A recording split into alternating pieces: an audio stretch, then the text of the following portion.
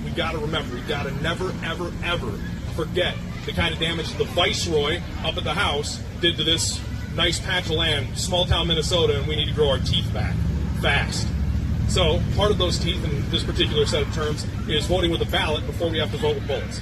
Hey everybody, Maz Jobrani here. So you just saw Stephen Lowell, who is a GOP candidate for a Minnesota Senate seat in the Twin Cities area. And he is campaigning and he's giving a speech. And I don't mean to shame him, but dude, put on a collared shirt or some pants.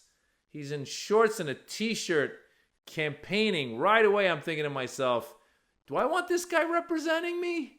And then he comes out and says, we got to vote with the ballot before we start voting with the bullet. And now I'm going, this guy's nuts.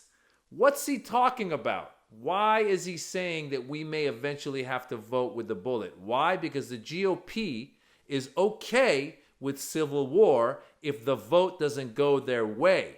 This guy is unfortunately a little more common now in the GOP than we would want to be. The GOP is becoming dangerous. If you care about democracy, you will vote. And hopefully, we will hold these types of people accountable when they decide to do something with the bullet and use violence and force.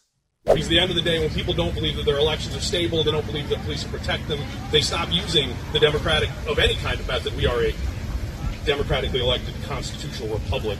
So you see, he says the reason that people are going to vote with the bullet is because they have lost faith in elections and they've lost faith in law enforcement protecting them.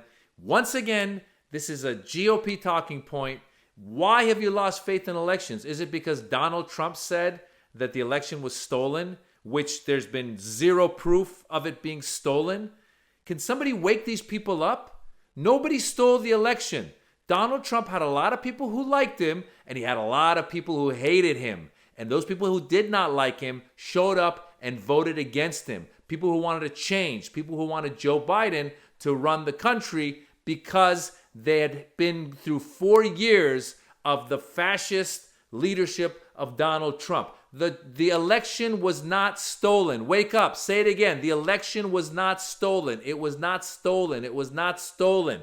And then you go out, this guy Stephen dude, and he says that people have lost faith in elections. Is it because Donald Trump keeps saying that they were stolen? Donald Trump is a fraud baby who lied to you guys, his supporters. He's lied his whole life. He's a megalomaniac. He's narcissistic. He will not admit that he lost, but he lost. Everybody on his team that wanted him to win, people that had cuckoo ideas, which I don't agree with, but there's a lot of cuckoo ideas on the right that are policy ideas that they were in agreement with Donald Trump. Even they came out and admitted that he had lost. Bill Barr, his own attorney general, who saved his ass a few times, admitted that he lost.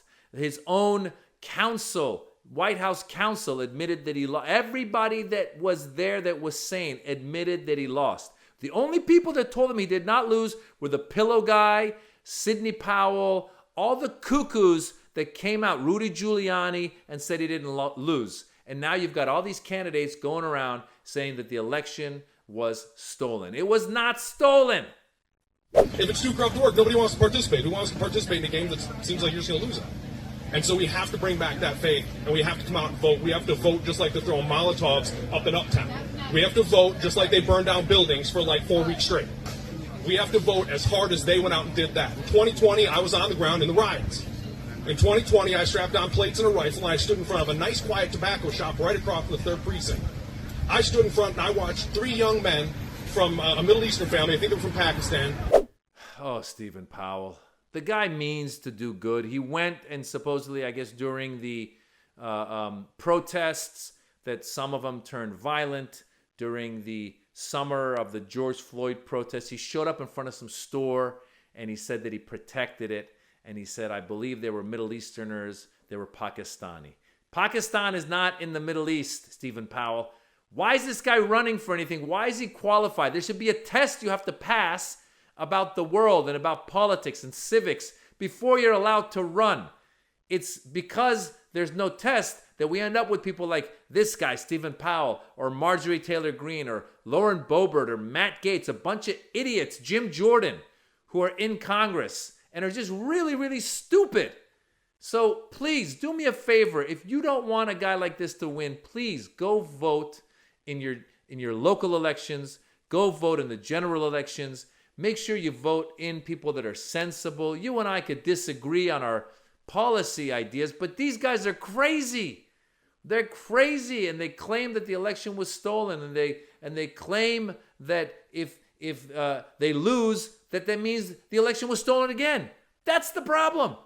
Every time they say they lose, they say that the election was stolen again. Carrie Lake is doing it in Arizona already. She's running for government. The election hasn't happened. She said, if I lose, it's stolen. That's a bunch of crap. You can't just say that.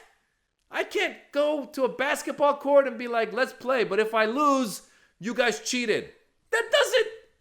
That's basic logic does not withstand here. What is wrong with these people? When you see this video, do me a favor, vote. I'm a stand-up comedian.